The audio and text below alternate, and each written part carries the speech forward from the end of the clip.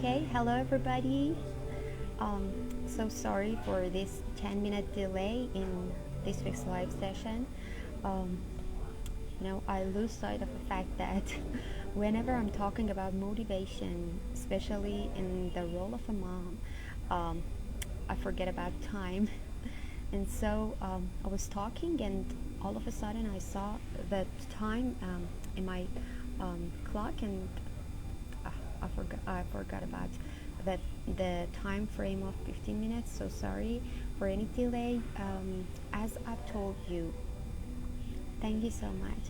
As I've told you, today we're gonna talk about a phase in our life that I think it is more frequent in women's life or mom's life, but it is maybe you can generalize it to anyone's life, to maybe anyone.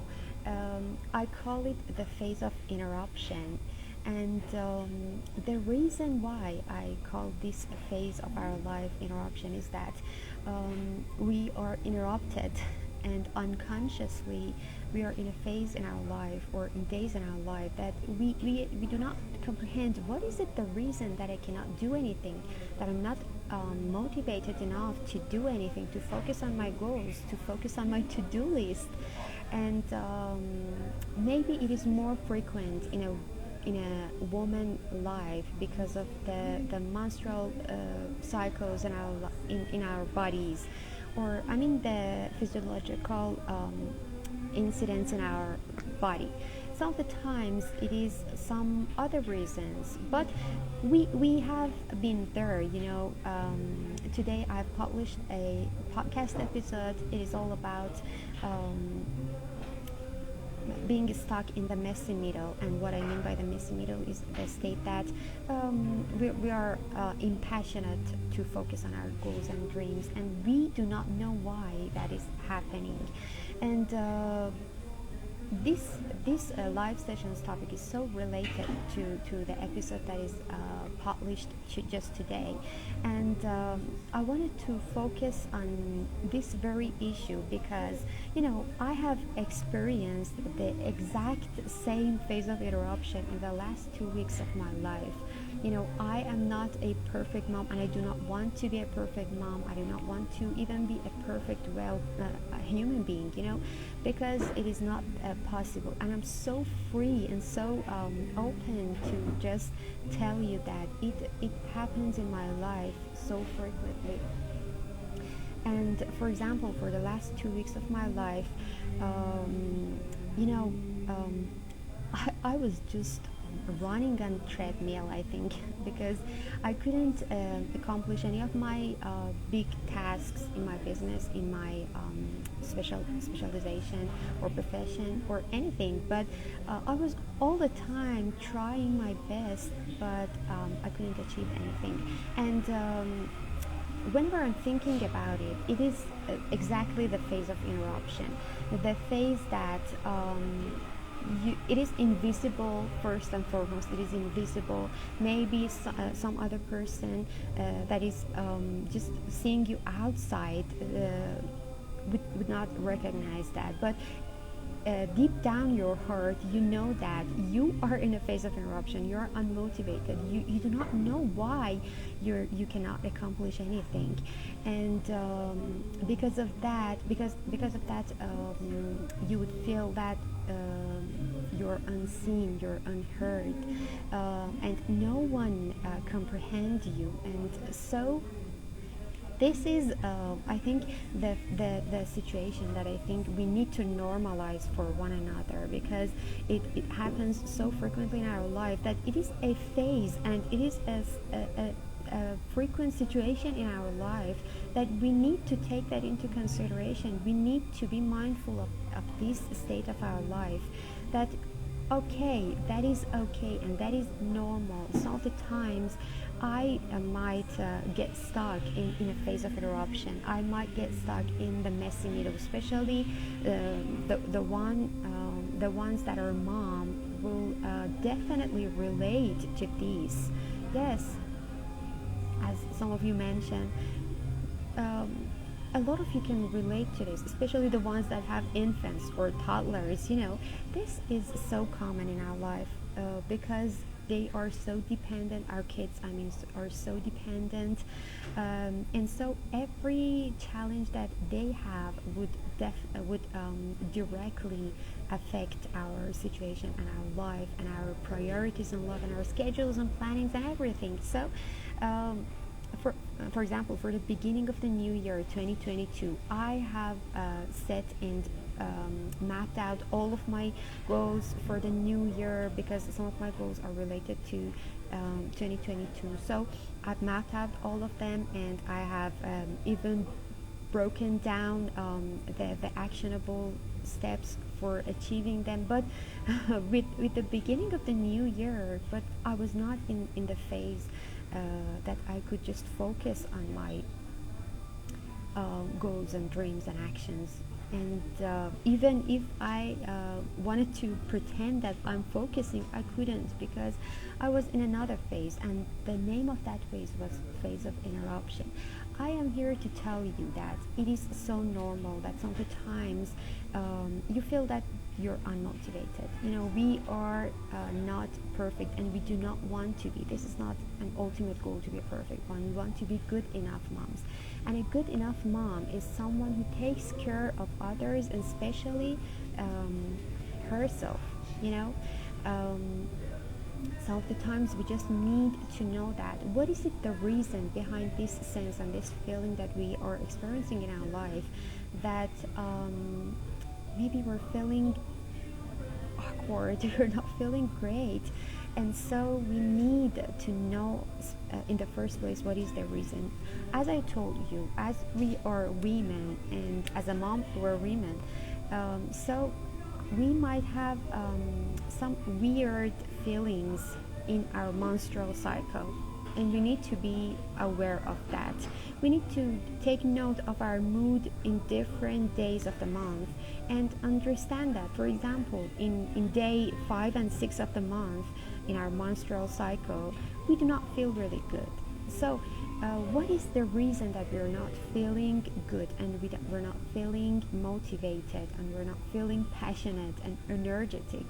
There is a reason behind that. Maybe our kid is sick, and so all of our priorities are deteriorated because of that.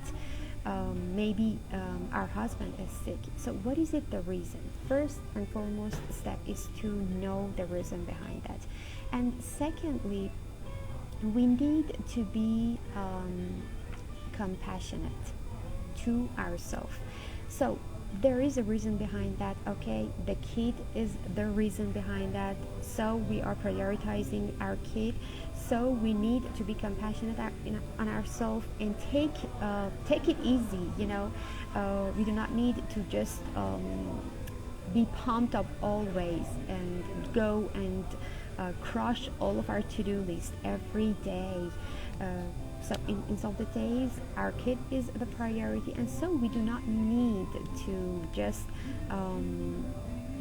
take hard on ourselves on those days, and be more compassionate, be more kind. At the end of the day, if you're focusing on our kids because she or he is sick, that is our achievement in our day. And so we need to be proud of ourselves. We need to be happier, not just being worried about the to-do list that is waiting in our planner. So the first and foremost step is being compassionate. And even another example is that if you're, for example, in a menstrual in the menstrual cycle, we are, for example, on a day that we need more attention, we need more comprehension from our partner and our spouse, or we need more rest. Just see what is it, the feeling that we have, and what is it that is helping us to feel better. Maybe it is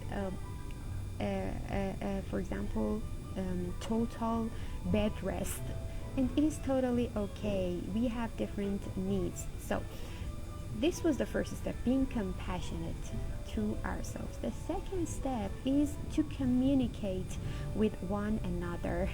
This is so vital and most of the times overlooked by all of us, and it is it makes me feel really bad whenever I understand that there is something that I can do, but I do not do that because I have the problem of communication. You know, miscommunication is one of the most frequent problems that we have with each other. And what is the situation? What is the situation that you're feeling that you're stuck on that? Is it something related to your husband? Is it something related to your kid, your family members? Every one of the members that are just part of this situation can be uh, your partner to communicate with. So you need to communicate your expectations, your needs. Maybe they can help you. And most of the times, we are not even telling our partner, our husband, what is it the problem that we have. And so why do we expect them to know what is the problem with us? Hello to everybody, welcome. So if we try to have more effective communication with the family members, with the ones that are part of this situation that we're stuck in, maybe we can heal ourselves, maybe we can improve the situation and therefore heal ourselves and improve our feelings and feel much better. So just think about this twice and think that who are the members that are really part of this situation that you're stuck in. And communication, never ever neglect the importance of communication in your life. Yeah, having conversation solves the problem, as you told. And maybe even your 3-year-old daughter can comprehend you if you talk to her. You talk to her that mommy has something to do, has wants some time in order to rest. Maybe she also can understand, and she will understand, he will understand. All of our children also will understand. We are sometimes prejudging before telling anybody that we are feeling, for example, bad and we need help, we need assistance in any situation. We are judging them that they are not giving you any hand. But this is not true at all. And the third solution that I find useful in my own life is to have boundaries in our life. And this is so important. And what is it, the relation between having boundaries and feeling better when you're feeling stuck in your life? There is a direct relation between these two. And what do I mean by having boundaries? It's just the exact definition of time blocking that I've talked with you a lot in podcast episodes. And it is talking about having priorities in every block of time in our life, and setting aside any block of time for just one role in our life. For example, as a mom, I want to just focus on, for example, my children, but I cannot do that 24/7. And this is so natural that I cannot do that 24/7. I have other roles, I have other jobs, I have other things to do. So I need to have boundaries for them. I, for example, set aside a time for my corporate work. I set aside some time for studying, and then I set aside some time for one-on-one time with my children, with my family members. And in each block of time, I keep the boundaries. Whenever I'm working, I'm just focusing, and I'm just focusing on my work, and don't thank you so much, and don't really mix my roles with each other. And whenever I'm, for example, spending time with my family, I do not want to just be worried about the tasks that I have in my workplace or so. And if we just keep these boundaries in our life, a lot of our problems just diminish, you know. I have experienced the exact same situations before, and I'm experiencing on a regular basis. I'm a mom. I have a toddler. I'm so busy these days with my role as a mom. Do you want to be in the live video? Someone sent a request to be in live video. I can accept that if you want to come.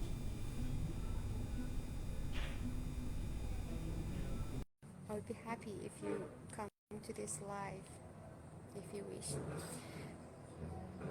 Okay, so as I told you, if we have these boundaries in our life, uh, most of the mental loads that are in our mind will diminish, magically diminish. And the moment that I understood that I need to keep these boundaries in my life, most of my problems, solved.